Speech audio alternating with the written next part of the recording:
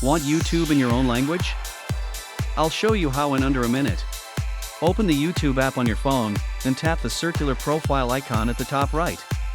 From your profile menu, tap Settings to open the app's configuration options. In Settings, choose General, that's where language preferences live and update. Scroll down until you see Language, then tap it to open the full list of options. Browse the available languages to find the one you want to use for the app. Tap your preferred language to select it. The selection will show a check mark next to the name. A confirmation may appear. If it does, tap Confirm or OK to apply the new language. The app will reload and menus will display in the language you chose within a few seconds. If some text remains in the old language, close and reopen the app to force a full refresh.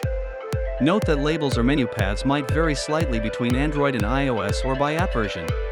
All done. Enjoy YouTube in your language, and like or subscribe for more quick tutorials.